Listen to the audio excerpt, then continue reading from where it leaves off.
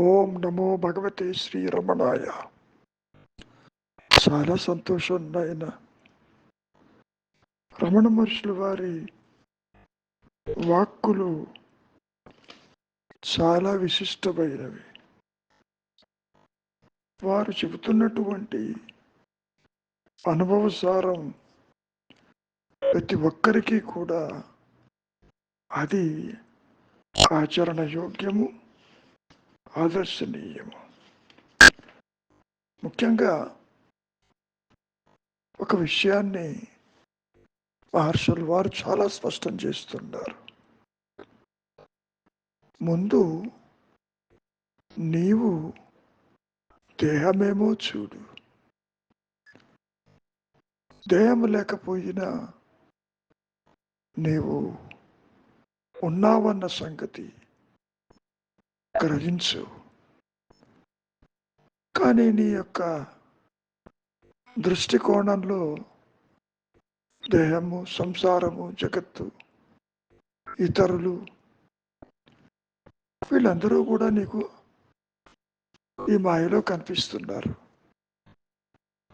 ఎక్కడ కనిపిస్తున్నారు? నీ లోపల ఉన్నదే బయట కనపడుతున్నట్టుగా ఉంటుంది. కనుక విచారం చెయ్యి. నీవెవరివి? నీవు దేహమా, ఇంద్రియాల, మనస్సా, ఇంకేమైనారా? ఇక్కడ నీవు నాది నాది అనుకుంటూ ప్రవర్తిల్లుతున్నావు. నాది అనేటటువంటి ఈ వ్యక్తిత్వము, పరిమితత్వము ఉన్నదేమో చూడటమే నీవు చెయ్యవలసింది. అది పక్కకు పెట్టి నేను శాస్త్రాలు చదువుతానను, వాటిని అధ్యయనం చేస్తానను, దాన ధర్మాలు చేస్తానను, ఇంకా ఏవో పుణ్యకార్యాలు, యజ్ఞాలు, యాగాలు, జపతపాదులు ఒకటి కాదు, ఇవన్నీ చెయ్యటం తేలిక. అంతేకాదు, మన ఈ భారతదేశంలో తీర్థయాత్రలకు కుదువ లేదు, పుణ్యక్షేత్రాలకి కూడా తక్కువేమీ లేదు. ప్రతి క్షేత్రము కూడా పుణ్య నదులతోటి నిండి ఉంటుందన్న భావన ప్రతి ఒక్కరిలోనూ ఉంటుంది. ఈ సందర్భంలో రమణ మహర్షులు వారు ఒక విషయాన్ని చాలా స్పష్టం చేస్తున్నారు. నీవు నీ కర్మలో ఉంటే యాత్రలు చేస్తావు, తిరుగుతావు, వస్తావు. వాటి ప్రయోజనం ఏంటి? నీవెవరివో తెలుసుకోకుండా ఈ దేహాత్మ బుద్ధితో ఎన్ని ప్రదేశాలు తిరిగినా, ఎన్ని యజ్ఞయాగాదులు చేసినా, ఎన్ని కర్మలు ఆచరించినా, ఎన్ని క్షేత్రాలను దర్శించినా ఉపయోగం ఏమిటి? వాటి వల్ల నీ సహజత్వము ప్రకాశించదు. ఎందుకు చెబుతున్నారు ఈ విషయం అంటే, సత్సంగము చేత. సత్సంగం అంటే సత్పురుషుల సాంగత్యము, సత్గ్రంథ పఠనము, సద్విచారము. ఇవి నీవు చెయ్యవలసిన పనులు. ఇక్కడ సంగమం అనే పదంలో ఏదో సత్యముతో కలిసి ఉన్నది అనే భావన చాలా మందిలో ఉంటుంది. అంటే ఆత్మస్థితి దేనితోనూ కలవదు. ఇక్కడ నీవు దేహంతోటి, జగత్తుతోటి, సంసారముతోటి,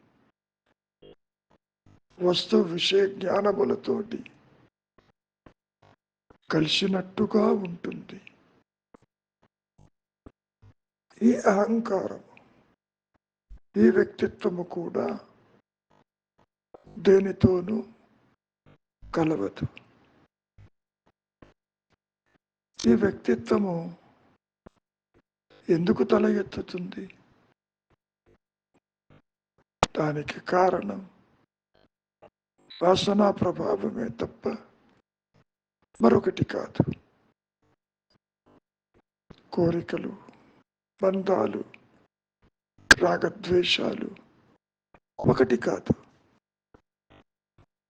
హాయిగా నిద్రపోతున్నప్పుడు నిద్రాస్థితిలో నీకు ఏ సమస్య లేదు కదా. అక్కడ నీవు నీ సహజ స్థితిలోనే ఉన్నావు. కాకపోతే ఈ అహంకారము నీవనుకున్న రీతిలో అక్కడ ఉండదు. వృత్తిరాహిత్యమై ఉంటుంది. కర్మ ప్రభావం చేత కర్త మిగిలి ఉంటాడు. ఇందాక చెప్పినట్లు నీవనుకున్న రీతిలో అక్కడ ఉండదు.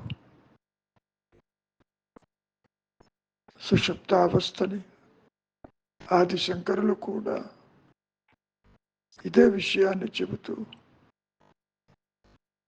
దేహస్ఫురణ, జగత్స్ఫురణ, సంసార స్ఫురణ, అన్యచింతన లేకపోయినా నీవున్నావు కదా. ఆ ఉన్న స్థితికి అడ్డుగా ఏముందో తెలుసా? నీ ఆలోచనలు. అంటే ఆలోచించేవాడు ఒకడు ఉన్నాడని,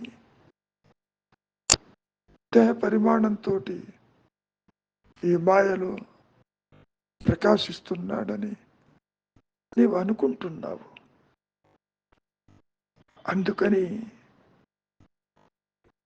ఆదిశంకరులు, రమణ మహర్షుల వారు నీవెవరివో విచారించి, ఆత్మస్థితి ఏది కొత్తగా రాదు. నీవు దేహము కాదు, దేహివి. దేహము కలిగినంత మాత్రాన నీవు దేహం ఎట్లా అవుతావు? త్రిపుర రహస్యంలో కూడా ఇదే విషయాన్ని దత్తాత్రేయుల వారు పరశురాముల వారికి వివరించారు. కథల రూపేణ, ఉపమాన రూపేణ. నా భార్య బిడ్డలు అంటావు. నా భార్య బిడ్డలంత మాత్రాన వాళ్ళు నువ్వు అవుతున్నావా? లేదు కదా. నాది అనేది నీవు ఎన్నటికీ అది కాజాలవు. విచారించు. అవిచారం వల్ల నీకు దుఃఖం కలుగుతుంది. అవిచారం వల్ల నీకు బంధాలు ఏర్పడుతున్నాయి. విచారించు. అసలు ఈ అహంకారము, ఈ వ్యక్తిత్వము తల ఎత్తిందేమో చూడు. సర్పరచ్చు భయభ్రాంతిలో లేని పాము ఏ విధంగా అయితే ప్రకాశించిందో, భయాన్ని నీకు అంటగట్టిందో, అది నీ తలపే కదా. నీవు తాడుని గుర్తించగలిగితే పావు భయం లేదు కదా. ఇక్కడ కూడా నేనుగా ఉన్న ఆత్మస్థితిని నిలిచి ఉండక, విచారం చెయ్యక, నీవు గుణరహితము కాకుండా ప్రాపంచిక విషయ వాసనల వెంట పరిగెడుతున్నావు. పరుగు ఆపు. అదే విషయం ఇక్కడ మహర్షులు వారు ప్రస్తాపిస్తున్నారు.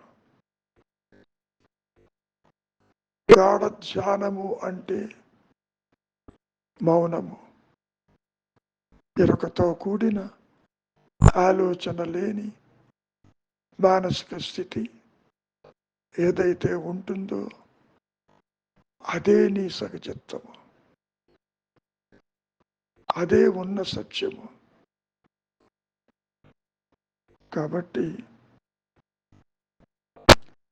ఉన్నది ఉన్నట్టుగా అది ప్రకాశిస్తూనే ఉన్నది.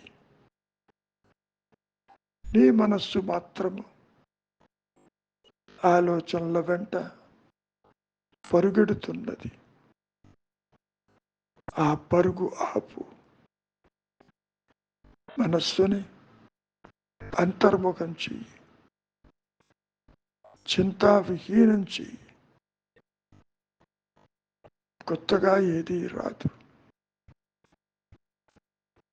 ఆలోచన లేని మనస్సు ఆత్మగానే అది ప్రకాశిస్తూ ఉంటుంది. దాని ఎదుటే ఈ జీవుడు, జగత్తు, ఈశ్వర భావనలు మాయాజనితమై సత్యముగా నీకు గోచరమవుతుంది. ఎప్పుడైతే నేనెవరన్న విచారం చేస్తావో, విచారభరితం కింద అనుగ్రహము చేత నేను ఉన్నాను అన్న అహంస్ఫురణ మాత్రమే నీ సహజత్వంగా అది ప్రకాశిస్తూ పరమస్థితిని నీకు ఏర్పరుస్తుంది. నీవు ఎన్నటికీ దేహము కాసాలవు. కర్మలు మహాసంద్రపు చర్యలు గమ్యాన్ని చేర్చవు. నిన్ను నీ సహజత్వం నుంచి దూరంగా తీసుకుని వెళతాయి. అందుకని తీర్థయాత్రల వెంట, శాస్త్రాధ్యయనముల వెంట పరుగిడి ప్రయోజనము లేదు. అంతవరకు దేనికి? నేను ఉన్నానని నీవు గ్రహించటానికి ఏ శాస్త్రముతో పని లేదు. శాస్త్రములు, గురువాక్యములు ఇండికేటర్స్ మాత్రమే.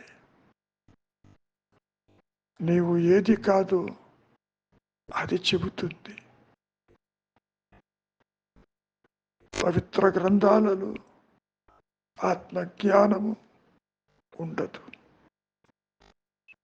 నీవనుకునే గురువు ఎవరు నీకు అందించరు.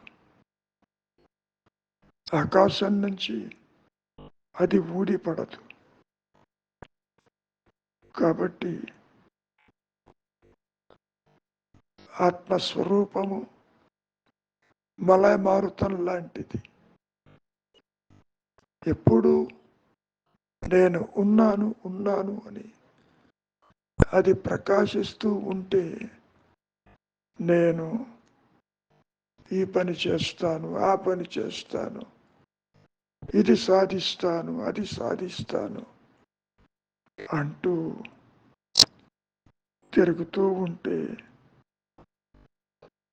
అవన్నీ మరి విసునికర్రలే కదా.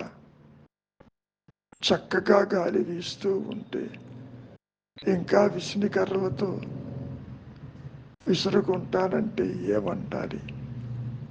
వాటి ప్రయోజనం శూన్యమని, వాటి వెంబడి వెళ్ళవద్దని మహర్షులు వారు అమృత వాక్కులలో ఇవన్నీ చెప్పటం జరిగింది. విచారం చెయ్యవలసింది నీవే, అంతర్ముఖం కావలసింది నీవే. తీవ్ర వైరాగ్యము ఏర్పరచుకోవలసింది నీవే. గురువాక్యములు సూచనలు మాత్రమే. ఏది నీకు కొత్తగా రాదు, ఎవరు నీకు అందించరు. గురువు గురువు అంటున్నావే, నీ ఆత్మే నీకు గురువు. మీ గురువు ఎవరని మహర్షులు వారిని ప్రశ్నించినప్పుడు, అడిగినప్పుడు నా ఆత్మే నా గురువు అన్నాడు. నేను అదే మాట అంటాను. నాకెవరూ భౌతిక గురువులు లేరు.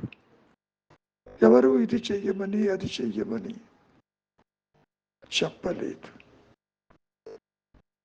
అనుగ్రహము చేత, దైవ కృప చేత దానంతట అది ప్రకాశించి మనం అజ్ఞానముని గోలబెట్టి ఈ ద్వైత స్థితి, ఈ జనన మరణాల స్థితి, ఈ అజ్ఞాన స్థితిని పటాపంచలు చెయ్యగలిగింది ఒక్క ఆత్మజ్ఞానము మాత్రమే, ఒక్క స్వరూప జ్ఞానము మాత్రమే, ఒక్క తురీయము మాత్రమే. మంచిది, విచారించండి. ఏది కొత్తగా రాదు. ఇప్పుడు కూడా నీవు అదేను. కావలసింది మౌనము, కావలసింది అంతర్ముఖము, కావలసింది అనాత్మ విచారము, కావలసింది తీవ్ర వైరాగ్యము, కావలసింది నిశ్శబ్దము. మంచిది. మౌనమే నీ సహజత్వము, నీ భాష, నీ ఉనికి కూడా.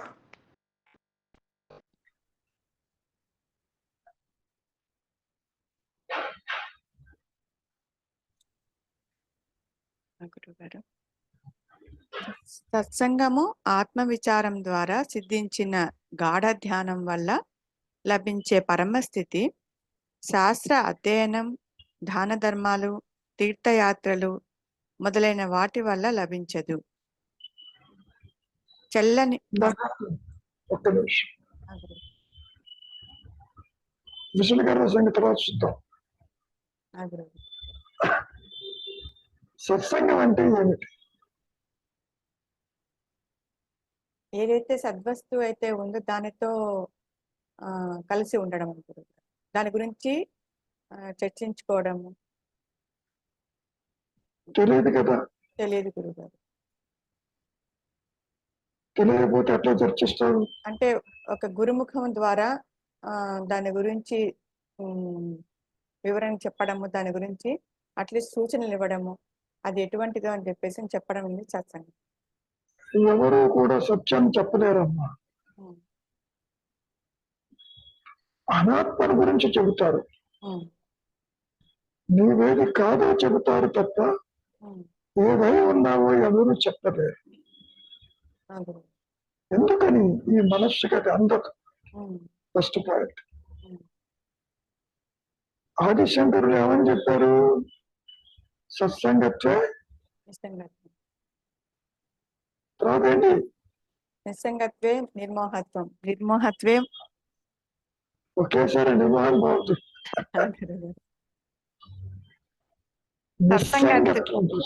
సత్సంగత్వే నిస్సంగత్వం. ఒక్క నిమిషం. నిస్సంగము అంటే ఏంటి? నిస్సంగము అంటే సంగమముతో కూడి. అమ్మా సరోజ, నువ్వు బాగా చదువుతావుగా పుస్తకాలు. కలిసి నిశ్చయం ఉండడం అంటే స్వామి. ఏమా? సంగమం అంటే కలిసి కలయిక స్వామి గురువుగారు. నిశ్చయం అంటే విడిగా ఉండడం. విడిగా ఉండడం అంటే అంటే నేను వేరు, దేహం వేరు, లేకపోతే కాదమ్మా, నేను భగవంతుడు అది వేరు. కాదు. సత్సంగాన్ని గురించి ఆదిశంకర్లు ఏం చెప్పారు? నాయనా, నీతో నువ్వు గురువు గారు. సత్సంగం అంటే ఏమిటి? ఆదిశంకరులు ఏం చెప్పారు? మనం అర్థం చేసుకుందాం. ఇక్కడ ఏమంటున్నారు? సత్సంగము ఆత్మ విచారం అంటూ చెప్పుకొచ్చారు. యాక్చువల్గా ఆత్మను ఎవరు విచారం చేయలేరు, సత్తుతో ఎవరు కూడా కలవలేరు. అహంకారంతో సత్యంతో కలిసే ప్రసక్తి లేదు అసలు. అంటే సత్తులో సాంగత్యం అని సాంగత్యం అంటే ఏమిటి? అవును, సత్యంతో సాంగత్యం అది కుదరదుగా. సత్యంతో సాంగత్యం అనేది ఇప్పుడు సత్సంగము, నిస్సంగము, నిర్మోహము ఇవన్నీ చెప్పుకొచ్చారుగా. అవును, నిశ్చల తత్వం సత్సంగంతో స్టార్ట్ అయ్యి నిశ్చల తత్వంతో ఆయన ఎండ్ చేశాడు కదా. అందుకని సత్సంగం అంటే ఏమిటి? హౌ డు యూ అండర్స్టాండ్ సత్సంగం? నీ నుంచి నువ్వు బయటికి వెళ్ళకుండా నీలో నువ్వు ఉంటే అని నేను అనుకుంటున్నా గురువు గారు. ఇప్పుడు కూడా నీలో నువ్వే ఉన్నావు, నువ్వు ఇంకోటి చోట లేవు. క్వశ్చన్ అది కాదు. బాహ్యంలోకి చూసి నా నుంచి నేను విడిపోతున్నాను. చూచి విడిపోతున్నావా? ఎక్కడికి పోతావు? అదే అంటే నిస్సంగం అయిపోతున్నానని చెప్పడం గురువు గారు. నాలో నేను లేకుండా దేహాత్మ బుద్ధితో. నీలో నీవు లేకుండా అసలు దేనితోనైనా కలవగలవా? లేదు, దేనితోనూ ఏమి, కానీ కలుస్తుందని భ్రాంతి చెందుతూ ఉంటాను నేను. నిజంగా కదా, కలవకపోతే భ్రాంతి ఎందుకు? అదే భ్రాంతి అంటున్నావుగా. భ్రాంతి అని తెలియక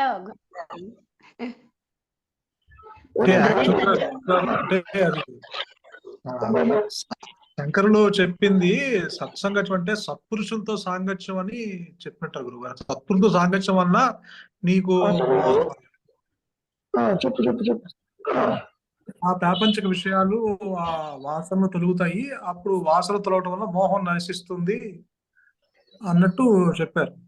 దానివల్ల పరమాత్మపై దృష్టి ఏర్పడి జీవికి ముక్తి కలుగుతుంది అన్నట్టుగా అర్థం. మరి ముక్తి కలిగిందా? నిస్సంగం అయిందా? నిర్మోహం వచ్చిందా? ఇసరం వచ్చిందా? ఎందుకు రాలేదు?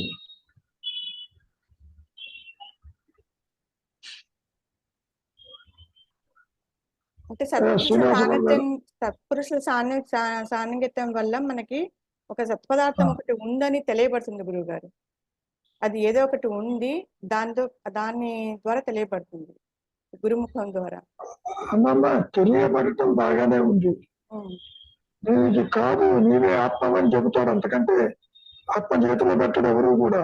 అదే గురువు గారు, అంటే అంతవరకు ఒక వస్తువు, సద్వస్తువు, సత్యం ఒకటి ఉంటుందని తెలియని ఒక అజ్ఞానికి దాని ద్వారా, సత్సంగం ద్వారా ఏదో ఒక వస్తువు ఉంది, సద్వస్తువు ఒకటి ఉంది, ట్రూత్ అనేది ఉందని అది నుంచి తెలియబడుతుంది గురువు.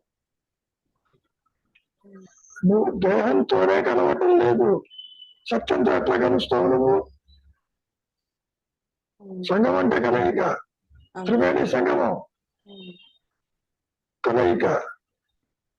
ఎట్లా కలుస్తావు? How do you understand that? మీరు చెప్పండి శ్రీనివాసరావు గారు. ఇక్కడ సంగమం అంటే సన్నిధిలో అని నేను అనుకుంటున్నానండి.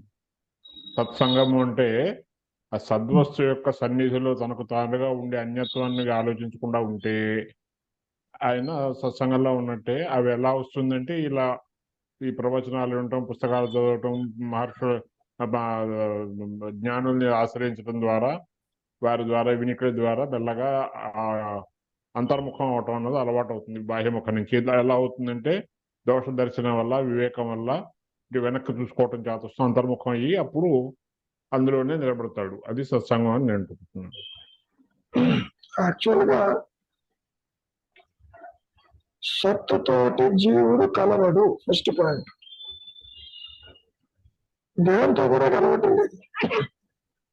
గురువు ఆదిశంకరులు చెప్పింది ఏమిటి?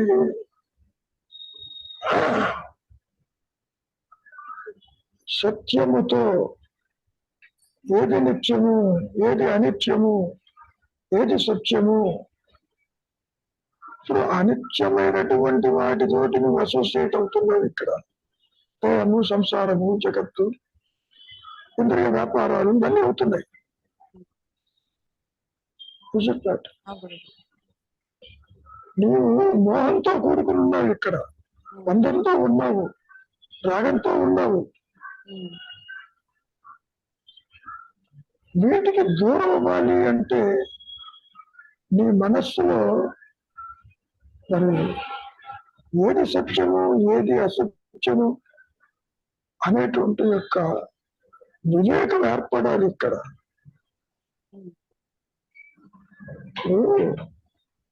సత్పురుషుల సాంగత్యము. సత్పురుషులు ఎట్లా తెలుసుకుంటారు?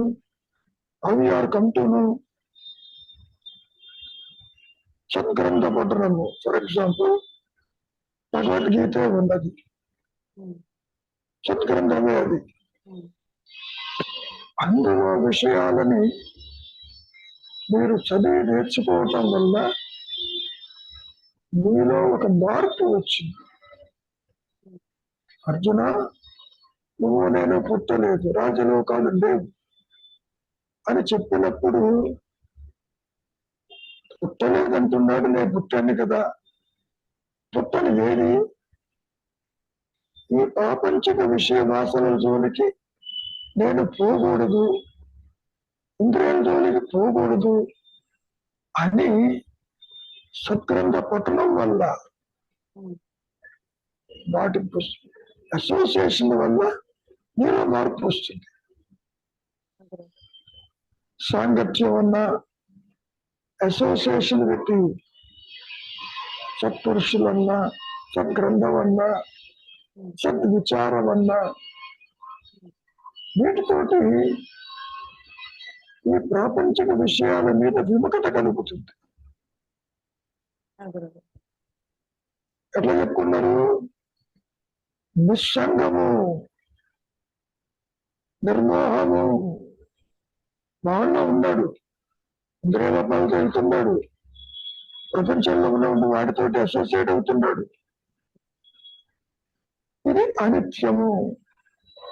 ఆదిశంకరులు అన్నారు, జగత్ మిథ్య, బ్రహ్మమే సత్యము. ఓకే, బ్రహ్మం అంటే ఏంటో తెలియదు, కనీసం జగత్తును చూస్తున్నాడు తాను. జగత్తులో విషయాలతోటి అసోసియేట్ అవుతున్నాడు, సంసారంతోటి, ఇంద్రియ వ్యాపారములతోటి, సుఖ దుఃఖాలతో అవుతున్నాడు.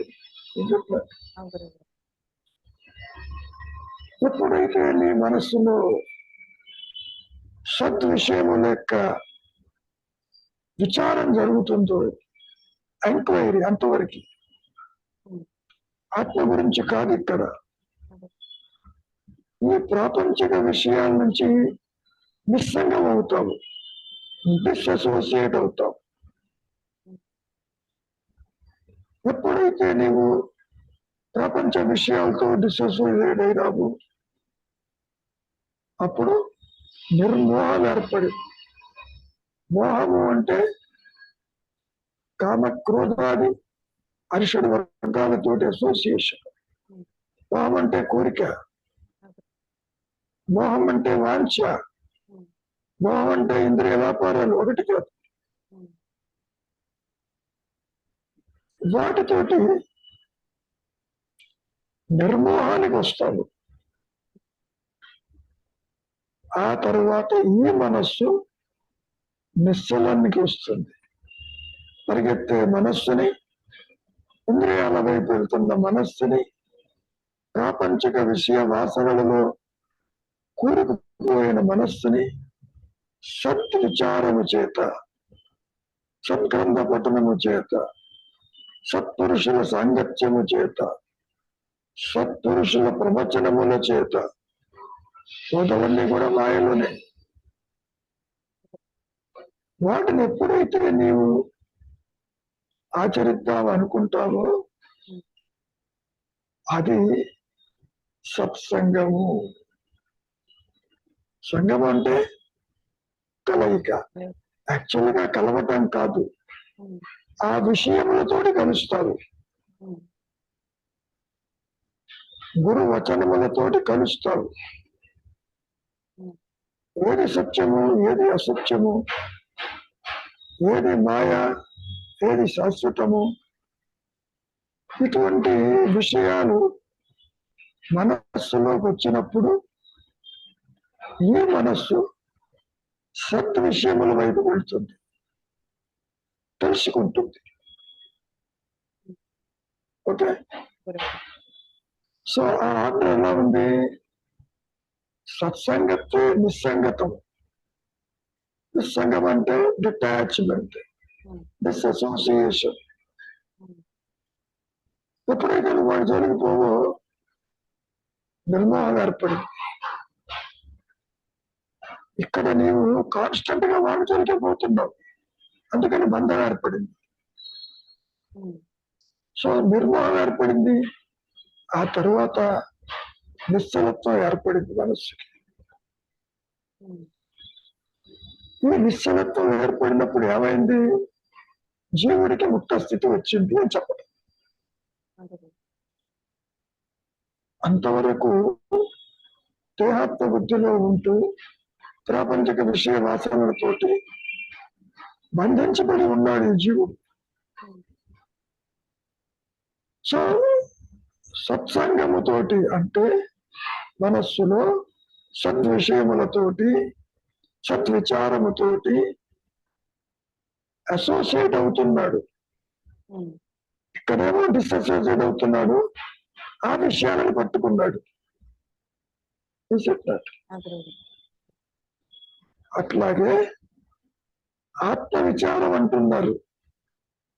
ఆత్మ విచారం అనేది ఎప్పుడు జరుగుతుంది? నువ్వు అనాత్మ విచారంతో మొదలవుతుంది. నేను దేహము కాదు, తత్వవశ వాక్యం చెప్పారనుకోండి, నీవంటే అదేను, మరి ఇంతవరకు నేను దేహం అనుకుంటున్నానే, అక్కడ విచారం చేస్తాడు. మనిషి ఏమంటున్నారు? దేహం లేకపోయినా నువ్వు ఉన్నావు కదా, విచారించు. కాబట్టి సత్సంగము, ఆత్మ విచారము, వాటి యొక్క ప్రాముఖ్యత చెబుతున్నారు ఇక్కడ. నువ్వు ఈ పని చెయ్యకుండా పుణ్యం కోసం దానం చేస్తాను, ఇంకా పుణ్యాల కోసం యాత్రలు చేస్తాను, భౌతికంగా తిరిగి వస్తాను అనేది ఉపయోగం లేదు అని చెప్పటం. ఒకసారి మెల్లిగా చదవమ్మా. సత్సంగం ఆత్మ విచారం ద్వారా సిద్ధించిన గాఢ ధ్యానం వల్ల లభించే పరమస్థితి శాస్త్ర అధ్యయనం, దాన ధర్మాలు, తీర్థయాత్రలు మొదలైన వాటి వల్ల లభించదు. ఇది గుర్తుపెట్టుకుంటే చాలు. అవన్నీ తిరిగి వస్తావు. ఎందుకు వచ్చావు యాత్ర కంటే? పుణ్యం కోసం అంటాడు, దర్శనం అంటాడు, యజ్ఞం అంటాడు, యాగం అంటాడు. కాబట్టి సత్పురుషుల సాంగత్యము, ఆత్మ విచారము, ఇవి వీటి వల్ల నీకు నీ స్వరూప జ్ఞానము ప్రకాశించే అవకాశం ఉన్నది. అక్కడ లేదని చెప్పడం. నువ్వు దానం చేస్తూ పోతూ ఉన్నావు, చెయ్యి, బంధం తొలగింది. అక్కడ దానం కూడా మంచిది. అంతవరకు బంధంలో ఉన్న ధనం దానం చేయటం వల్ల బంధరహితమైంది, మోహరహితమైనాడు. కానీ దానం చేస్తూ పోవటం వల్ల నీకు సత్యం తెలియటం లేదు. ఇక్కడ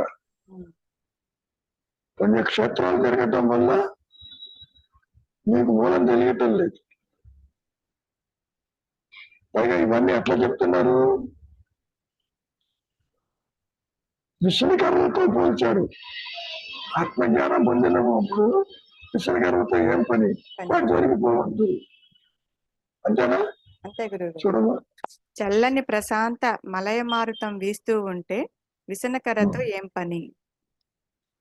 అంటే నీవే ఆత్మవై ఉంటూ నీవే జ్ఞానమయంగా ఉంటూ అది తెలుసుకోకుండా నేను ఆ తీర్థం పోతాను, ఇక్కడ మునుగుతాను, ఈ కర్మలు ఆచరిస్తానంటూ నీ కర్మల జోలికి ఎందుకు పోతావు అని నిశ్చితంగా విమర్శించిన మానవుడు రమణ మహర్షి.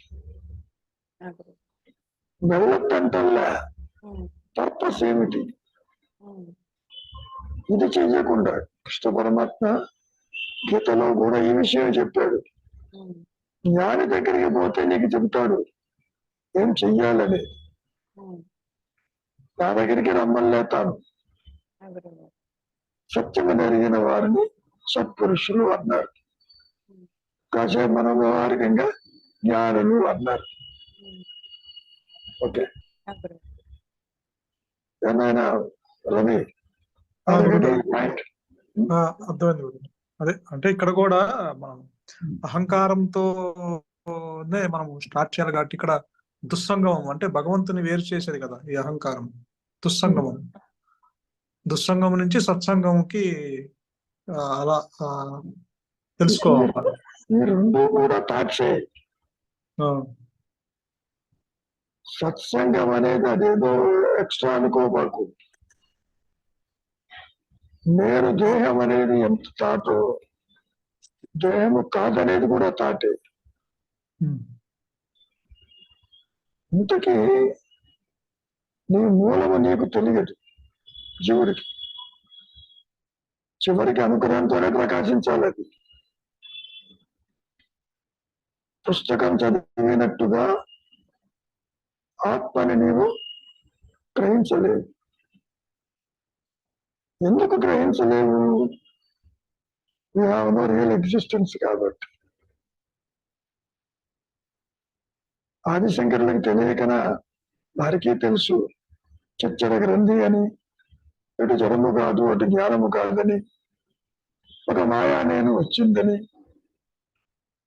నీవు విచారం చేయటం వల్ల, వివేకంతో కూడుకుని ఉండటం వల్ల నీవు ఎప్పటికైనా సరే నిర్మోహానికి వస్తావు, నిశ్చలత్వానికి వస్తావు.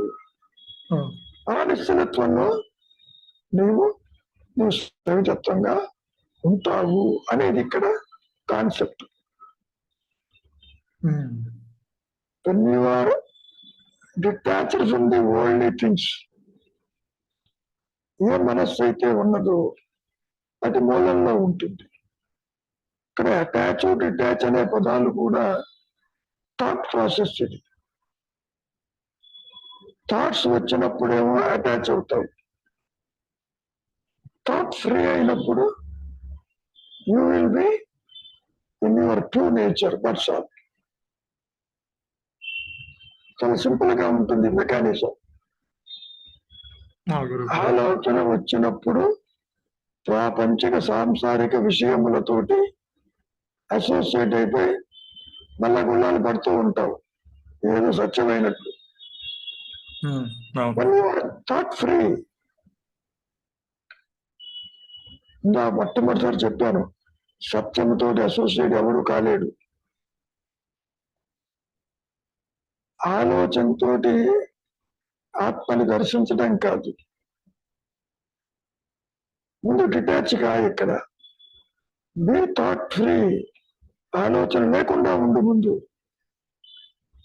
ఆలోచన లేని అహంకారము అదృశ్యం అయిపోతుంది. కాబట్టి నిశ్చలత్వం అని ఎందుకంటున్నారు? Thought free mind. అదే ఇంకో సందర్భంలో మహర్షి ఏమంటున్నారు? రజోతమో గుణములు తల ఎత్తకుండా శుద్ధమై శుద్ధ సత్వమై ఉన్న మనస్సులోనే ఆత్మ ప్రకాశిస్తుంది అని చెప్పటం. జ్ఞాని మనస్సు ఎలా ఉంటుంది? సుఖసత్వంలో ఉంటుంది, గుణరహితమై ఉంటుంది, కానీ సత్వగుణం ఉంటుంది అక్కడ. ఎందుకని? దట్ట బీజ మనస్సు ఉంటుంది కాబట్టి. ఓకే, ఇంకేమైనా అనుమానాలు ఉంటే అడగచ్చు. ఏమ్మా పద్మజ, చూడు, ఇంకేమైనా ఉందా అక్కడ? మింగుడు పడనివి, అర్థం కానివి? లేదు గురుగారు. అంటే ఇక్కడ చల్లని ప్రశాంత మలయమారుతం అంటే అక్కడ ఆత్మస్థితి చెప్తున్నారు. అంతేగా మరి. ఇప్పుడు ఈ ఉపమానాలు ఎందుకు చెబుతారు? బాగా గాలి వీస్తూ ఉంటే కాసేపు ఫ్యాన్ ఏమంటావా? అనవు కదా, ఫ్యాన్ ఆపేయమంటావు. అవును. గాలి వీస్తుంటే నీకు ఫ్యాన్ ఎందుకు? ఒక రకంగా ఫ్యాన్ వోంట్ క్రియేట్ ఎయిర్. నువ్వు వదిలే కానీ నెత్తురు కొడుతూ ఉంటుంది ఫ్యాన్ వేస్తే. ఆ గురుగారు. ఏది క్రియేట్ చేయదమ్మా. చక్కని గాలి వస్తూ ఉంది, ఫ్యాన్ ఎందుకు నీకు? అదే మలయ మారుతం. అందంగా గాలి వస్తూ ఉంది, ఫ్రెష్ ఎయిర్. విసురుకర తీసుకురా, నాకు ఒక్క వస్తుంది, విసురుకుంటారంటావా? అనవు కదా. ఆత్మగా ఉన్నప్పుడు ఇంకా ఇవన్నీ నీకు దేనికి అని చెప్పటం. భౌతికమైన ప్రాపంచిక విషయాల జోలికి పోవద్దు అని చెప్పటం. ఏమైనా ఇంకేమన్నా ఉందా? గురువు అంటే అదే ఆ సత్ అనేది, సత్యం అనేది ఎప్పుడు ఉంది, కానీ ఇక్కడ విచారణ దుస్సంగమం అంటే ఏదైతే భగవంతుని నుంచి వేరు చేస్తుందో అహంకారము, దానికి చేయాలి విచారణ. దాంతో అసలు సాంగత్యం దుస్సంగత్యం కాబట్టి జనన మరణాల్లో మనం పుట్టుకుంటున్నాం కాబట్టి దాన్ని తెలుసుకుంటే సత్యం అనేది ఎప్పుడు ఉన్నదే కదా గురువు గారు. ఉన్నదే కదా కదా అనుకుంటున్నావు, అది భావనే. అది భావన. నేను దేహం కాదు, నేనంటే అదని మంత్ర జపం చేయటం కాదు. ముఖ్యంగా వృత్తిరాహిత్యమైన మనస్సు దాన్ని ముందు డెవలప్ చేయాలి, నిశ్చలత్వానికి రావాలి. అందుకనే మౌనమే శరణ్యం. మౌనంగా ఉన్నప్పుడు నీకు థాట్స్ రానప్పుడు ప్రాపంచిక విషయాలతో నీకు అసోసియేషన్ ఉండదు. Why your life is miserable? Because of constant association. వస్తువులతోటి, విషయములతోటి, మనుషులతోటి, ప్రాపంచక వ్యవహారముతోటి, ఇట్లా యాక్చువల్గా మానసికమైన అసోసియేషన్ బాండేజెస్ ఎక్కువ ఉన్నాయి. అవును గురుగారు, ఎందుకంటే థాట్స్ అనేవి ఇప్పుడు మనుషులు బయట ఎక్కడో ఉంటారు, ఆలోచన ద్వారా వాళ్ళు నా లోపలికి వస్తున్నారు, వచ్చి దుఃఖం ఏర్పడుతుంది. నీ లోపలికి రాలే, నీలో ఉన్న వాళ్ళు బయట ఉన్నట్టు కనపడ్డారు. అదే అంటే మనుషులు ఉండరు అక్కడ, కానీ మనం ఆలోచన ద్వారా వాళ్ళు ఊహించి ఇమాజిన్ చేసుకొని దుఃఖపడుతూ ఉంటాం. ఎందుకని? Because earlier bondage.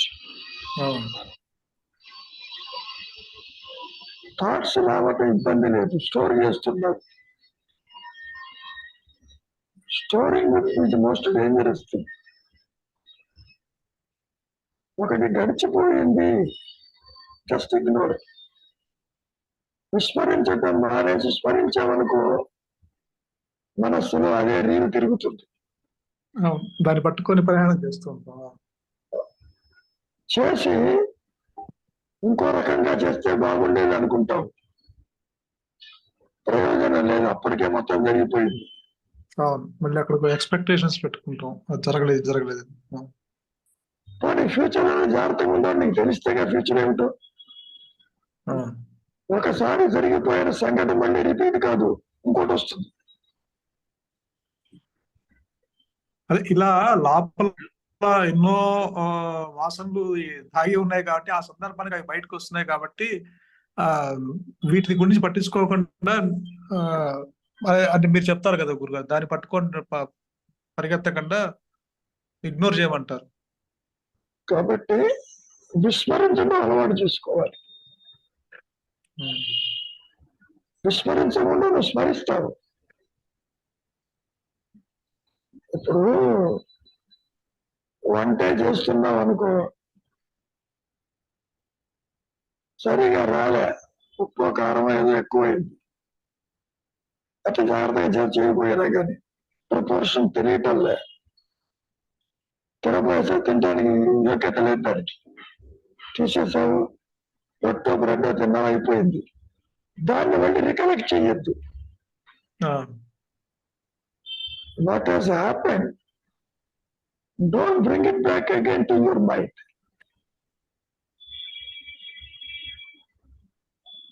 కాబట్టి మనిషికి, జీవుడికి తన ఆలోచన వల్లనే తను బద్ధుడవుతాడు, దుఃఖానికి లోనవుతాడు, ఆవేశానికి లోనవుతాడు, అన్నిటికీ లోనవుతాడు. So the thought is most responsible for your unhappiness. So thought free is the essence of Maharshi teaching. అందుకే మౌనం. నీవు ఆత్మని తెలుసుకోవటం కాదు, నువ్వు ఆత్మవే.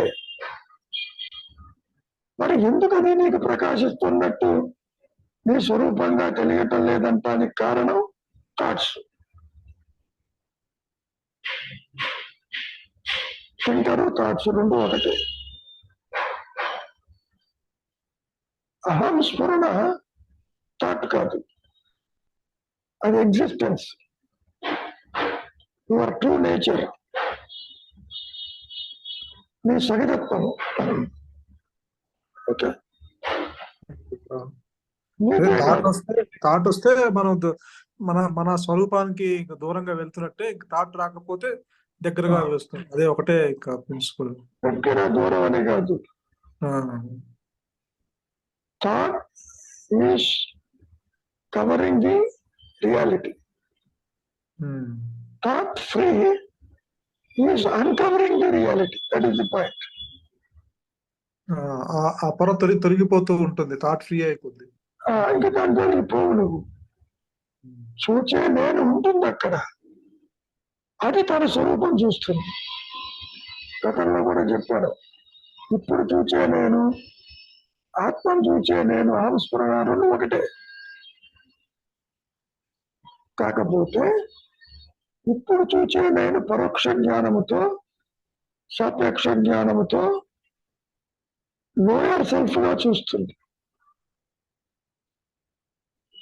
త్రూ ఇంద్రియాస్, త్రూ మైండ్. ఇది లో పొటెన్సీ ఆత్మ.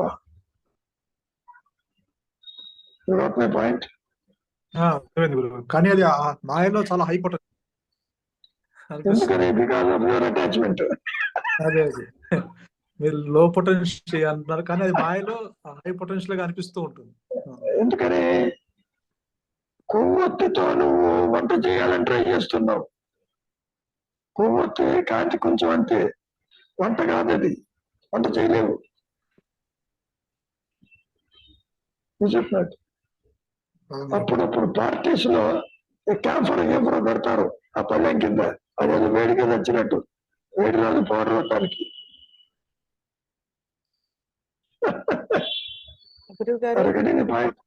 చెప్పమ్మా. ఇప్పుడు సపోజ్ ఒక థాట్ రిపీట్ గా వస్తా ఉందంటే దానికి ప్రాణాయామం దోహదపడుతుందా, విచారణ ఎక్కువ దోహదపడుతుందా గురుగారు? కాదమ్మా, నీ యొక్క భావన ఇది నాకు వద్దు అనే తీవ్రంగా ఉంటే రాదు. ప్రాణాయామంతో ప్రాసెస్ స్లో అవుతుంది, కష్టం కాదు. తీవ్రమైనటువంటి యొక్క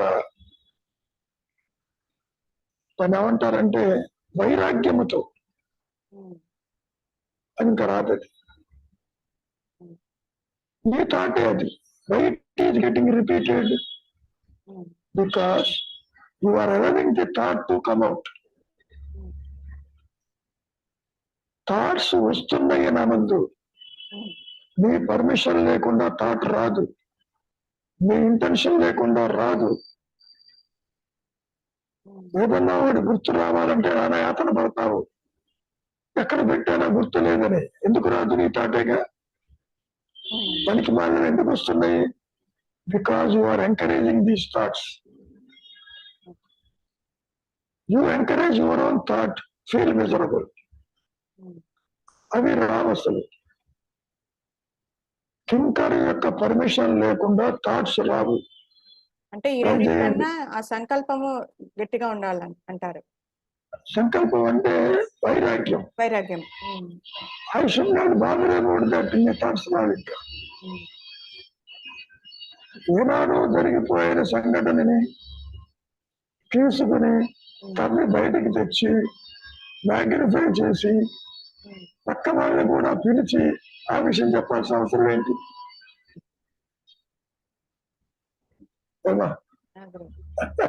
అదంతా తింకరే, అహంకారమే, అదంతా తింకరే చేస్తుంది కదా గారు. చెప్పేది అదే.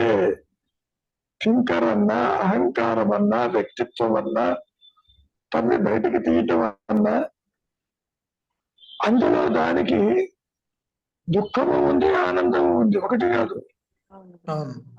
ప్రెషర్ అండ్ బ్రింగింగ్ థింగ్స్ అన్నారు. అవును గురువు. ఆ పని ఆపాలి. మంచి గాని చెడు గాని, అనుకూలము గాని ప్రతికూలము గాని, వాటిని నెమరు వేయద్దు. నెమరేయడం తెలుసు కదా. పశువులు ముఖ్యంగా గడ్డి గమలా తింటాయి. తిని కూర్చుని రూమినేషన్ మళ్ళీ బయటికి తీసుకొచ్చి నెమరేస్తుంది. అదే మనిషి కూడా చేస్తాడు, నెమరు వేస్తాడు పాత విషయాల్ని. ఏమా పద్మని అర్థమవుతుందా? నెమరు వేయటం అంటే గత స్మృతులను తిన్నది బయట తెచ్చింది నవ్వుతూ కూర్చుంటుంది. అది చెయ్యొద్దు. అంటే ఇప్పుడు వాడే ఏదైతే థింకర్ అహంకారం అనుకుంటున్నామో అదే రిజిస్టర్ చేసుకుంటుందో, అదే స్టోర్ చేసుకుంటుంది, అదే బయటికి తెస్తుంది, అదే నెంబర్ వేస్తుంది. మొత్తం అదేగా చేసేది గురువు గారు. అది చేస్తుంది కాబట్టి నెంబర్ ఏంటంటున్నా. అది నీ చేతుల్లో ఉంది. కానీ నేనంటే మళ్ళీ అదే అదే వస్తుంది కదా గురువు గారు. అది మళ్ళీ అదే దాని గురించే కాదు నాయన, అది రాదు. కాదు ఇందాక రవి గారు అడిగింది కూడా అదే కదా. ఇప్పుడు మళ్ళా అదే అహంకారమే కదా చేసేది. చేసిన దానంతరం రాదబ్బా, నీవు వెతుకుతావు. ఇప్పుడు ఒక వస్తువు ఇంట్లో మర్చిపోయినావు. ఇక్కడ నీవు అంటే ఎవరైనా అంటున్నారు? నీవు అంటే దేహాత్మబుద్ధి, మాయా నేను. అది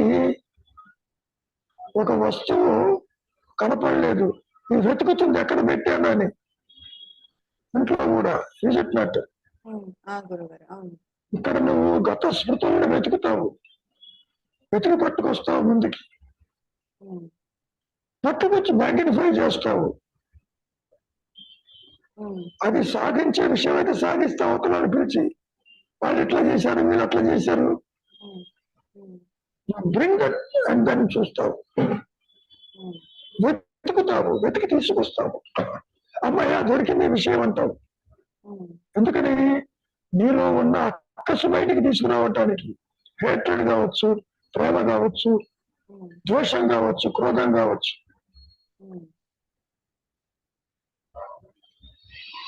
అక్కడ విచారణ చేసినా కూడా విచారణ ఎంతవరకు అంటే ఇప్పుడు మనకు అది వద్దనుకున్నా, ఎంత వద్దనుకున్నా థాట్ కాదమ్మా, విచారం చేయమంటలే, నీవు దాని తొలగిపోవచ్చు, విస్మరించమంటున్నా. విచారం అంటే మళ్ళీ దాన్ని బయటికి లాక్కొచ్చి పీకలు పీకలు పీకటం. అవును అవును గురుగారు, విచారణ అంటే ఇక్కడ మహర్షి చెప్పినటువంటి ఆత్మ విచారము, అనాత్మ విచారము. నువ్వు దేహం అవునా కాదా? దేహం కాబట్టి